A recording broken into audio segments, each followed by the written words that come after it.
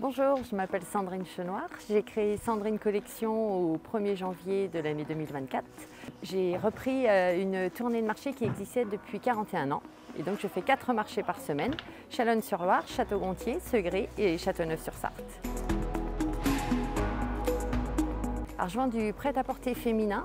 J'essaie en tout cas d'apporter une solution vestimentaire à toutes les catégories de femmes. Alors les plus maigres, celles qui ont des plus grandes tailles, des tailles communes, et puis surtout entre le classique et puis un petit peu plus de moderne, voilà, pour me faire plaisir aussi, quoi. J'achète les collections sur Paris. Et comme je vous disais, j'ai du classique et du moderne, et j'ai encore aussi, et ça c'est ma petite fierté, des vrais fabricants. C'est-à-dire ils ont du tissu, ils coupent dans le tissu, et quand ils en ont plus, on n'en a plus, quoi. Voilà, parce qu'on est dans une société de consommation, on a toujours tout quand on veut, mais non, eux, quand ils n'ont plus de tissu, ils ne peuvent plus couper. Et ça, c'est encore sympa à vivre, quoi. Alors ma journée type, je me lève à 5h30, je pars à 6h30 globalement de chez moi, j'arrive à 7h sur le marché et là j'ai 1h30 d'installation. Donc j'ouvre mon camion magasin, le parapluie, les portants, je sors tous les vêtements. Après j'accueille la clientèle de 9h à 12h15. Midi et quart, je commence un petit peu à ranger, on va dire, l'intérieur du camion, le mettre propre, le balayer. Je range tout, donc là ça me prend 1h, 1h15 de tout ranger. Et globalement, je pars à 13h30 et à 14h, je suis chez moi. Je mange, très important. J'étais pas habituée, mais je me suis rendu compte que j'avais besoin. Je coupe 30 minutes, c'est-à-dire je m'allonge, plus aucun téléphone, plus rien, donc je récupère. Et puis après, donc je fais la caisse, je fais un petit post sur Facebook. N'hésitez pas à me suivre sur Facebook, Sandrine Collection, et sur Instagram. Ce sont des photos à préparer, c'est un post à faire. Et puis après, le mettre en ligne, ça paraît rien, mais c'est du temps à passer. Et puis sans oublier les achats au quotidien. Et puis le suivi de la trésor, tout. Enfin, c'est ma petite entreprise, quoi.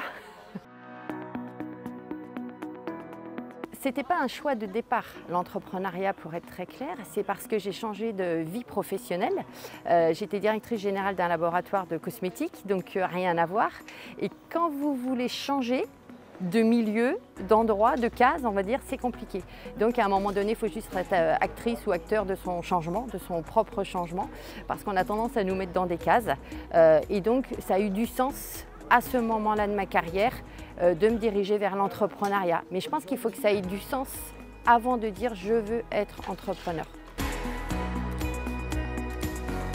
Le réseau Initiative Anjou, ça m'a aidé, on va dire, dans la construction de mon projet, évidemment, puisque j'ai rencontré des professionnels, mais surtout ça a cautionné mon projet auprès des banques, auprès des assureurs, et puis aussi auprès de moi-même quelque part, parce que s'ils ne m'avaient pas suivi, forcément ça met le doute. Voilà, donc ça apporte de la confiance et puis de la sérénité dans le projet. Ça aide au niveau des banques. Donner du sens à son projet. Il ne faut pas y aller sans donner un sens à son projet.